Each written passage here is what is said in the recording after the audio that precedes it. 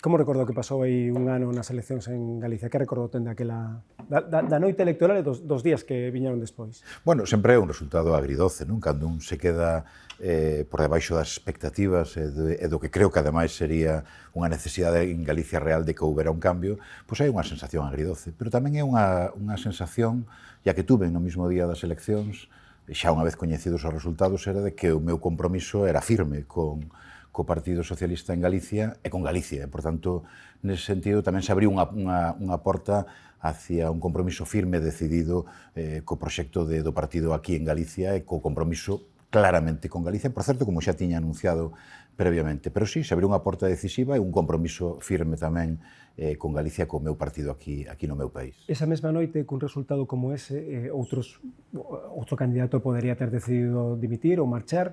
Por que decide José Ramón Gómez Besteiro seguir tendo o resultado que tivo?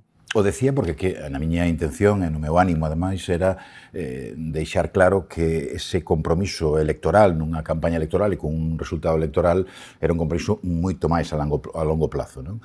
En ese sentido, creo que nesa mesma noite electoral foi cando reeditei ese compromiso firme e un chamamento hacia o que ten que ser o Partido Socialista e o que ten que representar o Partido Socialista aquí en Galicia, e un compromiso para que hoxe, dentro de 3 anos, seamos unha alternativa clara de cambio aquí en Galicia, que eu creo que é moi necesaria. Un ano despois, como está o Partido Socialista? Primeiro a nivel autonómico e logo iremos a nivel local. Bueno, somos unha forza absolutamente definitoria de Galicia, non? O goberno do Estado se asenta nun apoio moi importante do Partido Socialista por parte dos galegos e das galegas. Representamos ese partido que representa a máis de 100 alcaldes e alcaldesas en todo o territorio, por tanto, gobernamos localmente sobre máis do 50% da poboación.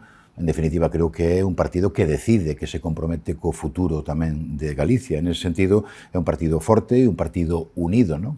Por tanto, ese camiño que se fai agora ata dentro de 3 anos, que previsiblemente sexa o próximo proceso electoral, é o que ese traxecto que temos que continuar nele e facer día a día, pero sobre todo pensando nesa alternativa, non? De que habrá alternativa ao cambio se o Partido Socialista é forte e, sobre todo, se percibe por parte da cidadanía de que é quen ten que dirixir ese cambio. Eu creo que esa é a cuestión, non? Hoxe Rueda está absolutamente cómodo ca referencia da oposición do BNG, porque nada ten que temer nun futuro se o plano sigue sendo ese. Ahora ben, cando o cambio se articula en torno á posibilidade de que un Partido Socialista medre este máis forte, efectivamente a amenaza para o cambio para o Partido Popular é absolutamente real e eles o saben. Por eso prefieren ter unha referencia única na oposición, que é a do BNG, en ese sentido, ignorar o Partido Socialista. O noso traballo deses 3 anos por diante é trasladar a toda a cidadanía a necesidade de que si queremos un cambio, e eu creo que sí, que é un cambio necesario hacia unha Galicia, sin lugar a dúdas, mellor, máis aberta, máis ambiciosa, eu creo que pasa e pivota porque nos defendemos ese progreso e ese avance, non os que defenden, bueno, pois esa Galicia parada, frenada no tempo, non? Por iso eu creo que o Partido Socialista representa precisamente eso, non? O avance, a modernidade, a loita clara contra as desigualdades, por certo, en Galicia con relación ao Estado, pero tamén dentro de Galicia, esa loita polas desigualdades, contra as desigualdades no noso territorio. A desigualdade e a solidaridade, que é algo que nos diferencia absolutamente de outras formacións políticas. O nacionalismo en sí mesmo é profundamente insolidario, sexa de esquerdas ou de dereitas, non? A solidaridade reside no Partido Socialista nese proxecto conjunto e, sobre todo, cunha mirada hacia o futuro, non unha Galicia pechada, parada, frenada, sino unha Galicia pois, que avanza e avanza da mão de que? Da loita contra as desigualdades, insisto, as que Galicia ten en relación co resto do Estado, pero tamén as desigualdades que se producen no interior de Galicia. Esa Galicia interior que sufre máis que outra as desigualdades e a falta de proxectos de futuro. Di vostede moitas veces que só haberá cambio en Galicia se o PSOE está por diante do BNG. Eso é posible tendo agora mesmo a foto fixa que, por exemplo, amosaba a sondaxe hai unha semana na que o BNG sigue relativamente forte e o PSDG non pega un estirón. Queda tempo, pero eu creo que o que sí está interiorizado na cabeza de todos os galegos e galegas é que se esa situación non se invirte, o cambio non será posible. Chámelle vostede como queira, non? Eu non vou a falar de números, pero evidentemente o que sí está interiorizado na cidadanía de Galicia é que se non hai unha inversión no cambio non se vai a producir. Por eso digo que o PP é o máis interesado en manter este escenario, non? E nós temos que loitar contra... O PP está cómodo co BNG como líder da oposición? Eu creo que sí, eu creo que sí. Evidentemente, as posicións do Partido Socialista son máis dañinas para o Partido Popular, o estamos vendo, non? Agora, cando dicen que o papel do Partido Popular é simplemente confrontar con Madrid, de aí non se sae nada bon, e sobre todo non avanzamos, senón que nos mantemos en posicións paradas, que é o que creo que temos que evitar, sobre todo neste momento, non? Onde se están producindo tremendos cambios, non solamente no plano da economía, sino no mundo, en Europa, en España. Ese quedarse quieto é ter retraso, e, por tanto, esas posicións conservadoras do Partido Popular e tamén de outras formacións políticas creo que son enemigas desa situación. Por iso o PP está absolutamente cómodo con esa posición en frente do BNG, que representa, como digo eu, pues, como todos os nacionalismos, un punto de insolidaridade e, por tanto, nese sentido, un punto que para Galicia creo que non é o que máis lle interesa. Como resumiría un ano de goberno de Afonso Rueda?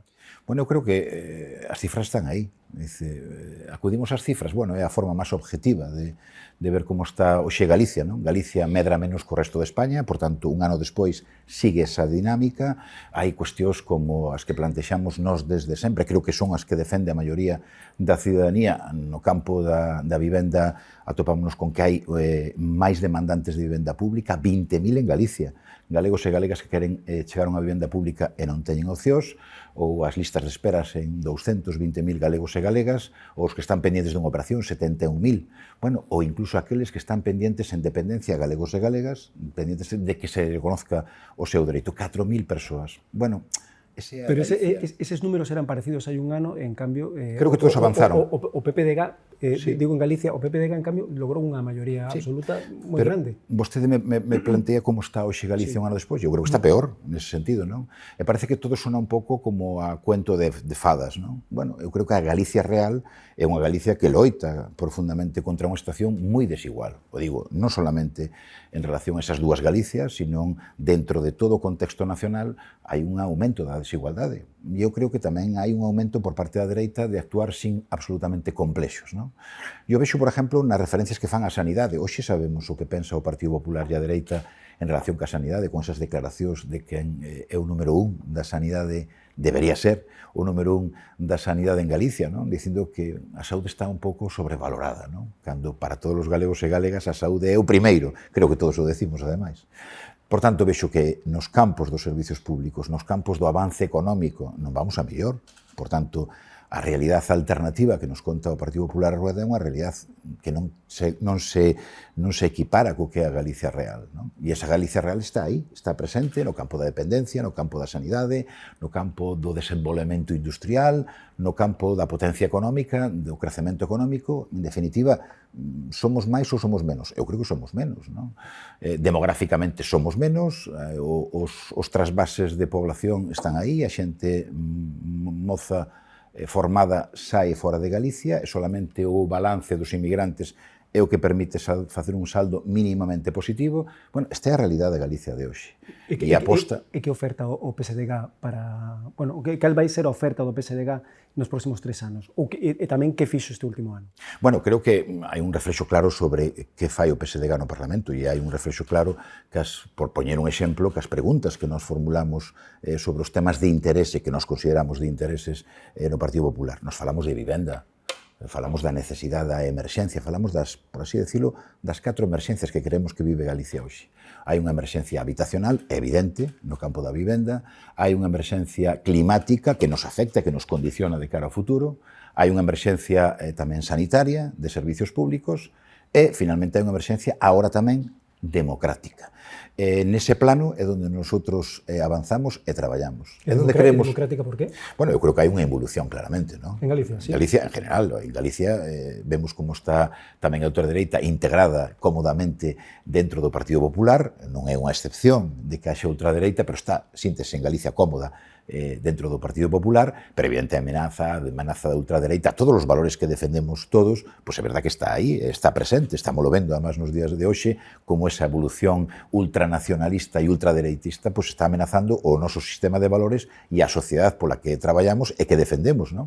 En ese sentido, a aposta nosa é claramente a de avanzar económicamente, situada nunha protección a ultranza dos dereitos públicos, os dereitos que nos unen á inmensa maioría dos ciudadanos, e sobre todo unha reivindicación dunha Galicia máis aberta cara hacia o exterior, admitindo e aceptando máis competencias, pero tamén tendo un protagonismo no resto do territorio español, non? En ese sentido, esa dimensión de Galicia moito máis aberta é a que vamos a defender con unha defensa a ultranza dos servicios públicos, pero además con propostas, propostas como facemos no campo do financiamento autonómico, donde somos capaces de defender un proxecto que respete a singularidade e as peculiaridades de Galicia, pero ao mesmo tempo que sexa responsable fiscalmente, non?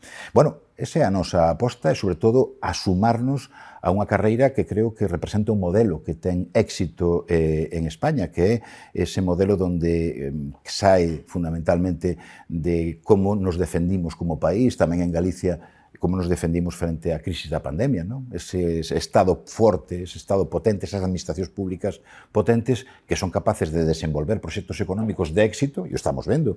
España está medrando por riba do que ninguén sospeitaba, pero además dunha forma prolongada e sostida no tempo. Por tanto, ese modelo económico funciona e funciona ben. E además sirve para establecer prestacións e para proteger aqueles que nun momento determinado o necesitan. E cando o necesitan é cando están enfermos, cando teñen problemas co seu acceso á vivenda, que é un dereito absolutamente fundamental, ou cando necesitan dos servicios sociais do mundo en xeral da dependencia. E iso sin excluir o desenvolvemento económico e, sobre todo, cunha perspectiva claramente de que nos debemos introducir no que é a transición enerxética e iso unido á reindustrialización que tamén ten que chegar aquí, tamén da mão da transición enerxética, a Galicia generando empregos e, por tanto, aumentando o bienestar xeral de toda a cidadanía. E cree que a posición do PSD está tapada máis polo PP e polo BNG, quero dicir, están silenciando os dous a oposición do PSD? Eu nunca cuestiono o que fan os demais, sino o que temos que facer nós, non? Pero evidentemente esa é unha foto fixa que existe, non? O Partido Popular intenta ocultar o Partido Socialista porque efectivamente sabe que ese mensaje do Partido Socialista cala en moita xente, pode calar en moita xente de Galicia, non? E o estamos vendo, falábamos antes a nivel do Estado, a nivel das eleccións locais, en definitiva, é o competidor natural do Partido Popular. Pero a nosa dimensión ten que estar dirixida hacia a coherencia, fundamentalmente. É dicir, cando nosotros defendemos os intereses, por exemplo, dunha AP9 gratuita, o defendemos tamén aquí en Galicia. É dicir, a coherencia é fundamental, creo que en política. E aí é onde creo que o Partido Popular está pecando, non? Oxe, se vostede contempla pois as follas dos xornais durante o último ano, todos son justificacións e ataques hacia o que fai o Estado. Non hai unha sola folla dedicada ás potencialidades e á defensa das competencias e o uso delas por parte da Xunta de Galicia. É dicir, en que cambia a vida dos galegos... Pero está reclamando máis competencias a Xunta agora mesmo, non? Bueno, está, que se peou hasta ahora dúas, non? Sí, pero comparado co que pasaba desde o 2009, no que foi cero, é máis, non? Si facemos esa comparación, a facemos tamén na vivenda pública. Durante 15 anos o Partido Popular non construiu vivenda pública. Ben, que pasa agora? Bueno, pois que agora esas vivendas non existen e, por tanto, non podemos satisfacer as necesidades da xente que necesita vivendas. Por tanto, que o que hai que facer? A actuar sobre o principal problema que hai hoxe na vivenda, que é o prezo. E o prezo significa que hai moita xente que non pode acceder a comprar unha vivenda, pero o que é peor, que non poden chegar tamén nin a pagar os alugueres que son absolutamente excesivos.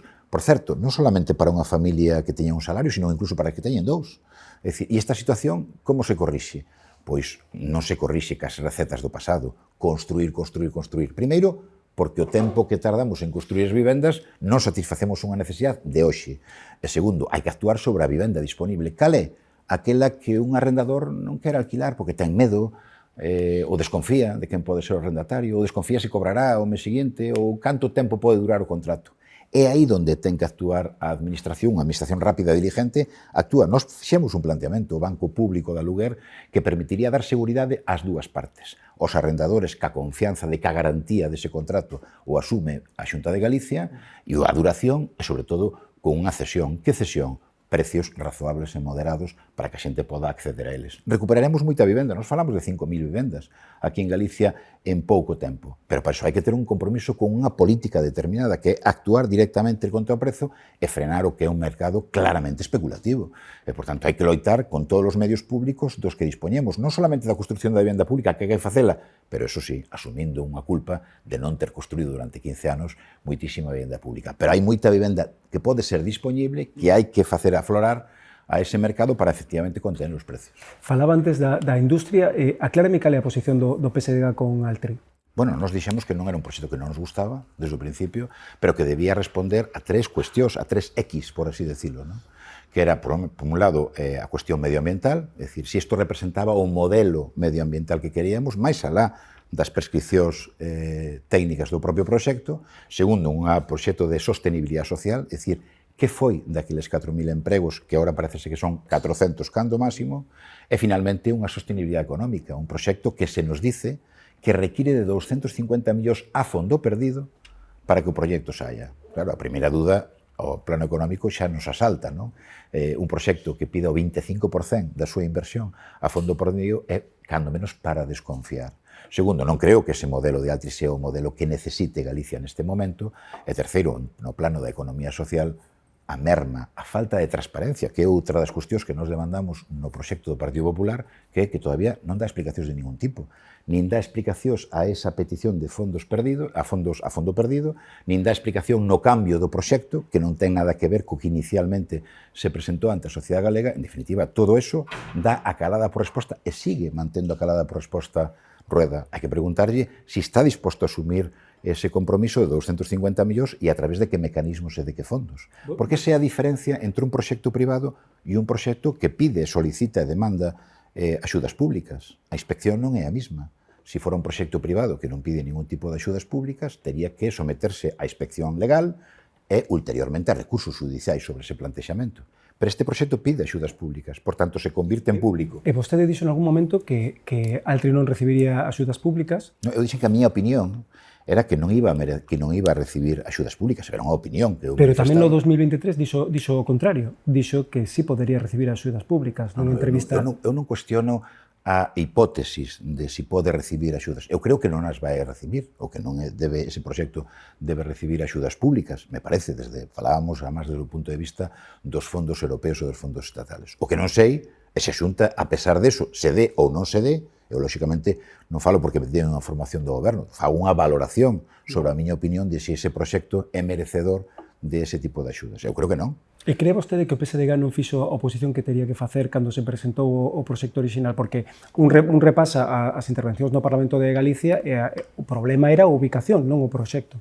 E recordo declaracións de deputados do PSDG que falaban que tiña que ir para a Mariña, que era un proxecto importantísimo, e non se cuestionaba o fondo de Altri, cuestionábase a ubicación. Por eso eu decía que a falta de transparencia sobre un proxecto que evidentemente cambiou sobre o que, eu recordo as páxinas no ano 2000, creo 21, cando foi a primeira vez que saiu, al menos a páxina dun periódico da miña provincia, onde se facía unha referencia a 4.000 empregos, onde se falaba de que era unha fábrica non de celulosa, sino de producción de liocel, e onde todas estas cuestións que se plantearon despois, cando se coñece o proxecto, por certo, xustamente despois das eleccións foi cando se coñeceu a verdadeira entidade deste proxecto, porque ata ese momento ninguén coñecía cal eran as dimensións dos proxectos. Os cambios que sufriron sin ningún tipo de explicación é o que creo que denota que o Partido Popular actuou máis como axente comercial de Altri que como garante dun proxecto co cal se pode estar ou non de acordo, pero que en todo caso tiña que ter unha posición clara frente a eso.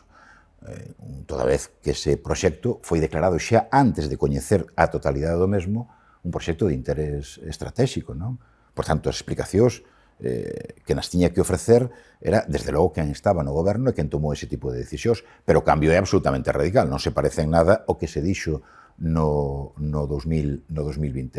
Por tanto, é onde unha das cuestións que creo que falta absolutamente o que debe facer a Xunta de Galicia, que é unha total transparencia, e a partir de aí hai que admitir as discusións sobre o mesmo. A oposición a Altri parece que colleu a bandeira o BNG. Cree que é unha oportunidade perdida para facer a oposición? Nos plantexamos isto dunha forma absolutamente responsable, é dicir, planteamos os 3 interrogantes desde o principio, cando outros solamente o plantearon desde o punto de vista medioambiental. Nos o planteamos dunha forma global e además basados en que considerábamos que este proxecto pasaba a ser público e deixaba de ser privado, porque solicitaba axudas públicas. En ese sentido, abordamos a cuestión desde unha perspectiva dunha reflexión sobre o proxecto e dunha maduración da opinión, pero, eso sí, sin perder os tres valores que para nosotros nos parecía fundamental. Sostenibilidade medioambiental, sostenibilidade, por tanto, de modelo tamén e o seu efecto sobre o noso país. Segundo, sostenibilidade social, donde están, que aporte de traballo nos dá ese proxecto. E, finalmente, unha sostenibilidade económica. E eu extraño as miñas dúdas cando, polo propio CEO desa empresa, di que lle fai falta o 25% da inversión. Casi nada. Eu creo que non hai proxectos en Galicia que soliciten esa axuda a fondo perdido. E aquí xa sabe como somos en Galicia. Somos tremendamente desconfiados, non? Pero, sobre todo, esas cousas nos huelen a chamusquina. E ten vostede información do Goberno de cal é a posición que ten o Goberno co proxecto de Altri? Non, en absoluto. Creo que outro día fixo unhas declaracións nun control ao Goberno ministro de Industria falando de que estaba sendo estudiado polos técnicos e, por tanto, a eso me remito, non teño outra información. E cree vostede, como di, por exemplo, insinuou BNG que hai presións a funcionarios da Xunta para sacarlo adiante? Non o sei, en todo caso, se hai esa opinión, o que se debe facer é denunciar. Non? En todo caso, eu non tiño constancia dese tipo de presións, pero quen dice telas debería denunciar, lógicamente, porque me parece, eso creo que é delictual, non? E, por tanto, nese sentido, eu non teño coñecemento de que eso se producira. Falaba antes da unidade do partido, e dentro dunhas semanas vai haber un congreso nacional. Vemos discrepancias locais, algunha forte, como pode ser en Santiago. Eso ensombrece algo o traballo que se fixo destes últimos anos? Estálle entretendo demasiado a situación interna do partido en algúns puntos para facer oposición ao PP ou non? Non, a mí non. Honestamente, non o creo. Creo que é unha cuestión absolutamente puntual, pero en todo caso é unha cuestión de cumprimento das normas. Dicir, ninguén está por riba das normas que entre todos nos demos. Isto non era unha cuestión obligatoria e imperiosa, sino que temos unhas normas e, por tanto, temos que cumprilas. A mí non se me ocurre un argumento máis razoable que ese. Por tanto, as normas que entre todos nos demos teñen que ser cumplidas. Pero a miña obsesión, se me permite, non estou pensando tanto nesa situación como o proxecto de futuro para Santiago. Eso probablemente é o que máis me obsesiona neste momento. Nin tan siquiera as persoas, sino o proxecto. Ese proxecto que ofrecemos socialistas para a cidade para a capital de Galicia, que ademais ten un recorrido histórico marcado profundamente polo Partido Socialista. Por tanto, continuar e enlazar outra vez con esa senda dun partido que eu creo que na cidade de Santiago está parado, non? Esa cidade me dá a sensación de que está envolta en miradas hacia atrás, en conservacionistas, cando que ten que estar pensando nese futuro, nun futuro ambicioso, moderno. Bueno, un pouco que representamos. E quen pode encabezar ese proxecto? Bueno, non creo nin que neste momento a esa cuestión eu non lle podo responder, non? Por iso digo que antes deso está o proxecto verdadeiro para Santiago, non? E eu creo que vamos estar en disposición de poder ofrecer un proxecto ambicioso co aval dun partido que está, bueno, pues creo que non solamente en Santiago, sino na Coruña, en Vigo, en outras cidades, en Lugo, representa pois modernidade, avance, prosperidade. Bueno, eso é o que se relaciona ao Partido Socialista. Eu non quero perder esa bandeira. Ten problemas en Outes, ten problemas en... son cuestións. Atribúe todo a cuestións puntuais ou cree que hai unha estrategia detrás para desgastar no seu caso, o seu liderazgo? Non, honestamente non me considero tan importante para vincular esas decisións con eso, non? Bueno, no caso de outros, habrá que dar explicacións a quenes toman decisións absolutamente contradictorias e absolutamente inexplicables, non? Pero, eso non creo, honestamente, non creo que sean dirigidas a perseguir o meu liderazgo, porque houve unha oportunidade fai ben pouco de que calquer militante, calquer home ou muller que considerara oportuno, membro do noso partido, dar ese paso, o pudera dar e non o deu, e, por tanto, aí sí podría ter relación algunha cuestión das que vostede me fala, pero non sendo así, non entendo que eso vaya dirixido, sino ao momento e á responsabilidade individual de determinadas persoas que evidentemente non cumplen coas nosas normas e co noso código co cal nos presentamos ás eleccións diante de todos os ciudadanos. Como vai ser o congreso do partido dentro de 2-3 semanas? Quero dicir, o liderazgo parece obviamente marcado, xa non hai contrincante para José Ramón Gómez Besteiro, pero que proxecto vai presentar que se diferencie do que se estaba facendo anteriormente no partido? Bueno, eu creo que vai haber un antes e un despois deste congreso, non? Eu digo porque nos meses previos estuvemos facendo un traballo importante, eu, además, marcaba moito a importancia de traballar na ponencia e canta máis xente se incorporar a ese traballo millor, non? Por iso que aqueles que o marcamos, además, con determinadas xornadas que chamábamos diálogos con raíz, é dicir, volver outra vez a esa raíz do Partido Socialista e a identificar cos nosos valores. Os nosos valores se resumen basicamente en dous, que son a loita contra a desigualdade, é dicir, a igualdade para nós nos marca no día a día en todos os ámbitos, e a solidaridade. Damos solidaridade e recibimos solidaridade. Creo que neste momento, además de histórico, creo que donde estamos decidindo cuestións como financiamento, competencias, desenvolvemento industrial económico, ese aspecto é importante que o marquemos. Pero durante esas xornadas falábamos de temas que eran realmente vertebradores deste país, non? Falábamos de vivenda, falábamos de enerxía, ese avanza esa enerxía, pero unha enerxía entendida que ven da mão da reindustrialización. É dicir, para nós o verdadeiro a importancia é trasladar esa nova Unión Europea tamén aquí a Galicia. E como podemos facer? Da mão da enerxía. Non cabe outra. Esas oposicións que se fan a calquer tipo de avance non teñen éxito, non van ter futuro, non van a prestar para Galicia esa posibilidad. Por tanto, falar da economía, da industria e da enerxía vinculada, evidentemente, para nós é unha responsabilidade. Falar da vivenda, do mantemento dos servicios públicos, da aposta polo financiamento, desenvolver o principio de igualdade en toda a súa extensión, son os principios pilares que vamos a ter nos novos tempos, non? E, sobre todo, estar atento ás emergencias, esas emergencias das que falaba antes. Unha emergencia climática evidente que tamén condiciona o país e o futuro de Galicia, como o planteamos desde esa situación de emerxencia climática que evidentemente hai e que presiona moitísimo tamén na propia España, non?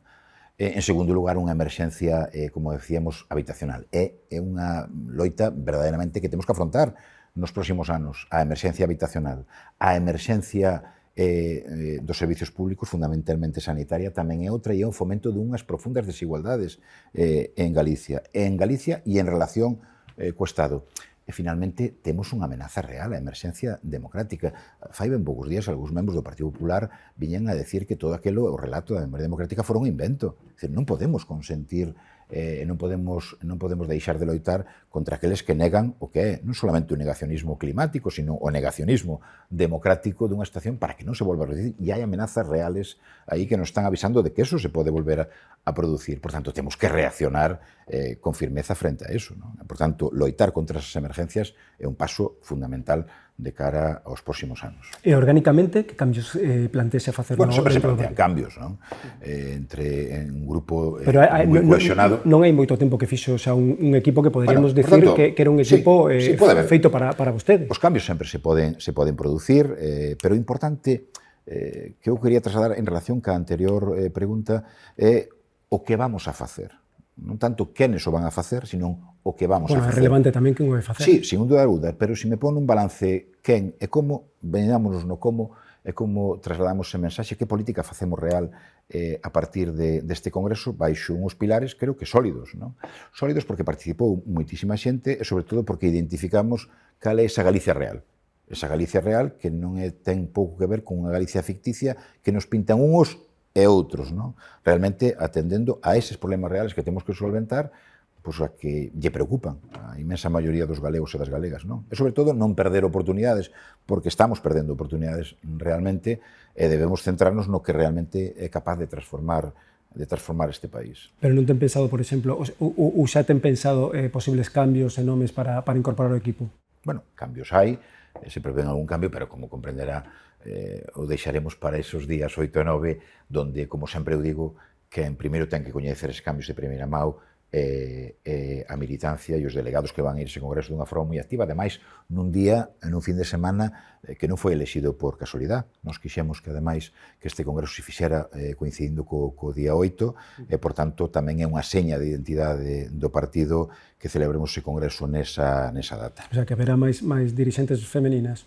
Bueno, neste momento xa a paridade nos marca no Partido Socialista, mas é unha paridade querida, non imposta, sino querida, porque realmente temos moitísimas compañeiras con capacidade altísima, superando moito caso aos homes, por tanto, nese sentido, a nosa paridade temola integrada desde fai moito tempo, e incluso superando esa paridade que pode ser unha realidade tamén na próxima executiva. Virá Pedro Sánchez, se non me equivoco? A previsión é que sí, salvo que aconteza algunha cuestión extraordinaria, a previsión é que veñes.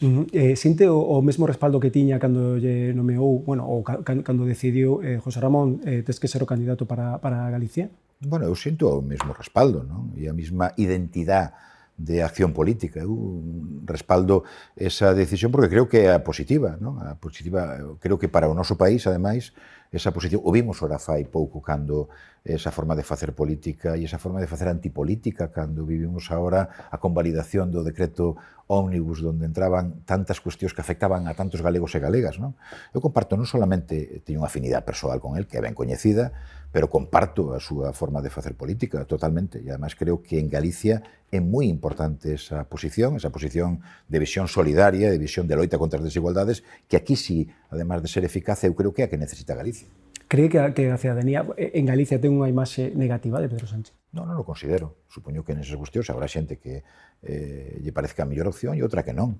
Pero o que é real é que leva sendo presidente do goberno durante 7 anos e se esa pregunta non la formulan alá polo ano 19, parecería que non. Sin embargo, aí está. É o presidente do goberno, ten capacidade para sacar proxectos adiante, non solamente os proxectos nas Cortes, sino en Europa. É dicir, moitas das cuestións que nos cambiaron para mellor neste país e no noso país en Galicia veñen da mão da súa acción política directa, non? Toda a responsabilidade que se marcou desde a Unión Europea, unha salida diferente á crisis da que tuvemos no 2008, a aposta polo público, bueno, eu creo que respostou ás necesidades que tiña a cidadanía e, sobre todo, lle trasladou de que cando hai problemas, hoxe sí hai para onde mirar, non? Que para o Estado, para administracións públicas, bueno, aqueles que desde o público son capaces de axudarche cando tes problemas. Non sempre foi así. No 2008, cando un miraba a ver quen lle solucionaba os seus problemas, se encontraba que o Estado nada tiña que facer. E iso creo que é o mellor dos balances que ata día de hoxe se pode facer das políticas socialistas.